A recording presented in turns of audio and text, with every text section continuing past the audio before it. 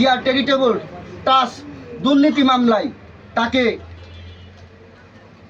দুর্নীতি করেছে এই বলে তাকে সাব্যস্ত করেছে এবং দুর্নীতি অপরাধে তাকে 10 বছরের সাজা দিয়েছে।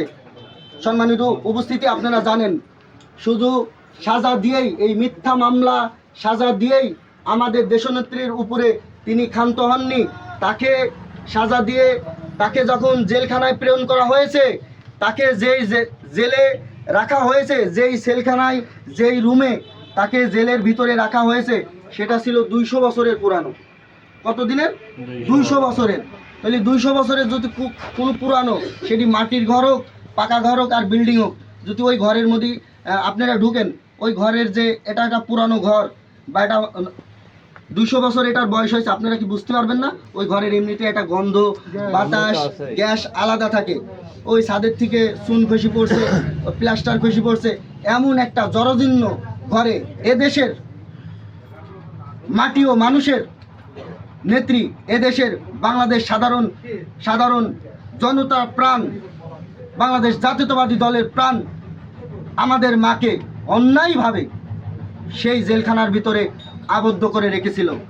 এই স্বৈরাচার খালি জেলখানার ভিতরে আবদ্ধ করেই ক্ষান্ত হননি, তিনি তার সমস্ত বাক স্বাধীনতা হরণ করেছিল। জেলখানার ভিতরে রেখে সাধারণ জনগণের যদিও পরিবারের সাথে কথা বলা এবং দেখা করার পর্যাপ্ত সময় সুযোগ সুবিধা ছিল, কিন্তু আমার নেত্রী বেগম খালেদা জিয়ার ক্ষেত্রে ছিল সেটা খুবই নগণ্য এবং সীমিত। যেখান থেকে তিনি যেমন পারেনি তার দলের লোকজনের সাথে ঠিকমতো দেখা করতে, কথা বলতে, তিনি পারেননি তার পরিবারের লোকজনের সাথে দেখা করতে এবং কথা বলতে। হয়তো আমাদের মা, আমাদের নেত্রীর না জানা, না বলা অনেক কথা আমরা জানতে পারিনি, শুনতে পারিনি। এটি আমাদের আফসোস, জাতি হিসাবে আমাদের আফসোস।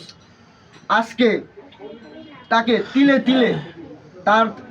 তিলে তিলে তাকে আজকে এই মৃত্যুর মুখে ঠেলে দেওয়ার জন্য আমি ব্যক্তিগতভাবে মনে করি এই ফ্যাসিস্ট, বিগত দিনে যেই ফ্যাসিস্ট স্বৈরাচার শেখ হাসিনা ছিল, আপনারা জানেন শেখ হাসিনার কাজই ছিল এদেশে গুম এবং খুনের এবং ধর্ষক দাতাদের সর্বোচ্চ মদত দেওয়া। আজকে যদি তাই না হবে, তাহলে বাংলাদেশে শেখ হাসিনার আমলে অনেক ধর্ষণের ঘটনা ঘটেছে, আপনারা জানেন। প্রত্যেকটা ধর্ষক গ্রেপ্তার পুলিশ যদিও করতে সক্ষম হয়েছে, দিন শেষে আমরা দেখেছি সে কোনো না কোনো কায়দায় জামিনে সে মুক্ত হয়েছে।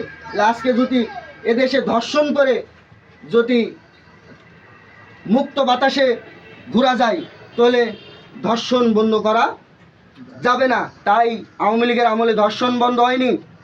আওয়ামী লীগের আমলে আপনারা জানেন প্রত্যেকটা জেলায় জেলায়, থানায় থানায়, মহানগর এবং কেন্দ্রীয় এবং জেলার বিভিন্ন পর্যায়ে নেতৃবৃন্দকে গুম করা হয়েছে, তাদেরকে বিভিন্নভাবে পানিশমেন্ট নেওয়া হয়েছে এবং তাদের কথা মতো না চললে অনেককে মেরে ফেলা হয়েছে। শুধু মেরেই এই স্বৈরাচার ক্ষান্ত হননি, তাদের লাশ পর্যন্ত আজ পর্যন্ত অনেক পরিবার আছে যে তাদের শুভাকাঙ্ক্ষীর লাশ, তার পিতার লাশ, তার ভাইয়ের লাশ, তার মায়ের লাশ, তার বোনের লাশ আজ পর্যন্ত পায়নি। আপনারা জানেন এই ফ্যাসিস্ট স্বৈরাচার শেখ হাসিনা কতখানি নিষ্ঠুর। আজকে বাংলাদেশে ফার্স্ট ক্লাস 57 জন অফিসার, কেমন অফিসার? এটা কোন ধরনের অফিসার? সেনা অফিসার। এনারা ছিলেন বিভিন্ন পদমর্যাদায় মর্যাদিত বাংলাদেশের সুনামধন্য অফিসার, যারা যে সমস্ত অফিসার তৈরি হতে 35 থেকে 50 বছর শুধু সেনাবাহিনীতে যুক্ত হয়ে কাজ করলেই সম্ভব ওই র্যাঙ্কে যাওয়া। তাহলে 35-40 বছর কাজ করলে বা 30 বছর কাজ করলে ওই র্যাঙ্কে যাওয়া সম্ভব। এমন 57 জন অফিসারকে পরিকল্পিতভাবে হত্যা করা হয়েছে, আপনারা জানেন। এদেশে পরিকল্পিত হত্যাকাণ্ড ঘটিয়েছে শেখ হাসিনা। আপনারা জানেন বিগত দিনে যেই শাপলা চত্বরে যেই হেফাজত, যখন তারা এই সাধারণ জনগণের ন্যায্য অধিকারের দাবিতে তারা যখন রাজপথে নেমেছিল, যখন ইসলাম চারিদিক বিপর্যয়ের ভিতরে চলছিল, কোথাও ধর্মের কোনো কথা বলা যাবে না, কোথাও মিলাদ মাহফিল করা যাবে না, কে জামাত কারুর মুখে দাড়ি দেখলেই জামাত, কারুর মুখে দাড়ি দেখলেই শিবির, আবার কেউ সঠিক কথা বললেই জঙ্গলিবাদ। যখন এমন একটা অবস্থা চলতেছিল, সেই অবস্থার মাঝখান দিয়ে আপনার হেফাজত প্রতিবাদ জানানোর লক্ষ্যে শাপলা চত্বরে একত্রিত হয়েছিল।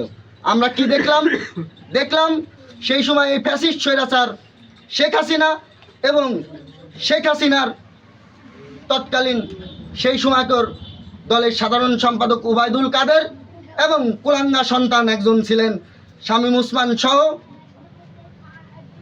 পরে তথ্যমন্ত্রী হলেন হাসান মাহমুদ, তাদের এবং আরও কেন্দ্রীয় আরও নেতৃবৃন্দর দ্বারাই একটা ষড়যন্ত্র হয়।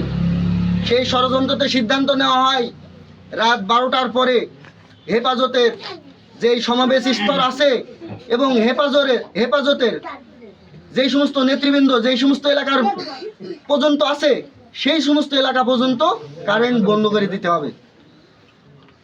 তাহলে কারেন্ট বন্ধ করে দিয়ে এই বাংলাদেশে এই আওয়ামী লীগ, বাংলাদেশ ছাত্রলীগের সঙ্গে নিয়ে এবং ইন্ডিয়ার থেকে তাদের ভাড়াটিয়া সন্ত্রাসীদের নিয়ে এসে হেফাজতের উপরে নির্দ্বিধায় অনবিচারে গুলি চালানো শুরু করে প্রিয় বন্ধুরা। এবং তারা গুলি চালিয়েই ক্ষান্ত হয়নি। যখন মানুষ ধরপড় করে মারা যাচ্ছে, একদিকে মানুষ মরছে, আর একদিকে তারা লাশ গুছানোতে ব্যস্ত আছে। তারা পরিকল্পনা তাদের কতখানি ছিল আপনারা দেখেন। সেই সময় প্রায় 48টা ইউনিটের বেশি ফায়ার সার্ভিসের গাড়ি ওখানে মোতায়েন করা হয়েছিল, শুধু একটাই কারণে, রাস্তার থেকে রক্ত ধুয়ে দিতে হবে। তো শেখ হাসিনার হাত রক্তে লাল। তিনি শুধু নির্যাতনই চালাননি, তিনি সর্বশেষ আমাদের নেত্রী বেগম খালেদা জিয়ার পারে অমানসিক নির্যাতন চালিয়ে আজকে মৃত্যুর মুখে ধাবিত করেছেন এবং শেষ পর্যন্ত আমাদের নেত্রী মারা